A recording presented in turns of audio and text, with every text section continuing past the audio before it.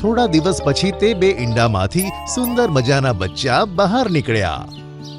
ટીનુ તેમને જોઈને ખૂબ જ ખુશ થઈ ગઈ. ત્યાં જ ત્રીજું ઈંડું પણ ફૂટ્યું અને તેમાં એક નાનું બચ્ચું બેઠેલું જોવા મળ્યું. આ બચ્ચું લાલ રંગનું હતું અને ખૂબ જ સુંદર દેખાતું હતું. અરે વાહ મારા બચ્ચા, તું તો બહુ જ સુંદર છે. તારું નામ હું ચુનમુન રાખીશ. મમ્મી એવું ના કહો, મારા બે ભાઈઓ પણ બહુ સુંદર છે. બેટા તું પણ ઈંડાથી બહાર આવ.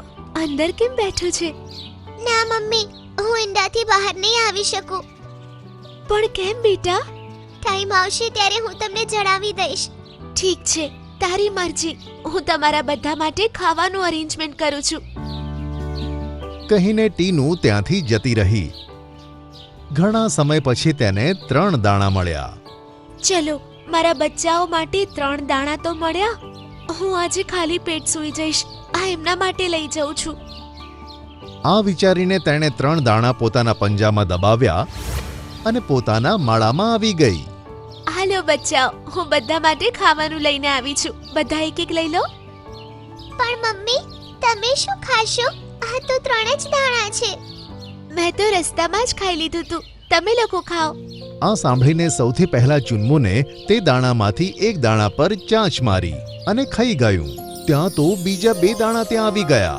ફરીથી ચુનમુને બીજો દાણો ખાધો અને બીજા દાણાની જગ્યાએ ત્યાં તો માળામાં બીજા 2 દાણા આવી ગયા. હવે માળામાં કુલ 5 દાણા હતા. આ કેવું જાદુ છે? મમ્મી, હું એક જાદુઈ ઈંડાથી નીકળું છું, તો મારી અંદર પણ જાદુ હશે ને? આ એની જ અસર છે. હું જે પણ ખાઉં એવી 2 વસ્તુઓ બીજી આવી જાય છે. આ સાંભળીને બધા ખુશ થઈ ગયા. પછી મીનુએ પોતાના 2 બાળકોને દાણા ખવડાયા અને વધેલા 2 દાણા પોતે ખાધા. ખૂબ ખૂબ આભાર બેટા. હવે આપણામાંથી કોઈ ભૂખ્યું નહીં રહે, ખાલી ને ખાલી તારા લીધે. સામે મીનુ અને તેના પરિવારના સભ્યો પણ આ જોઈ રહ્યા હતા. મીનુ, આ બાળકને તો આપણા માળામાં હોવું જોઈએ. હું આજે જ તેનો આપણા ઘરમાં આવવાનો પ્રબંધ કરું છું.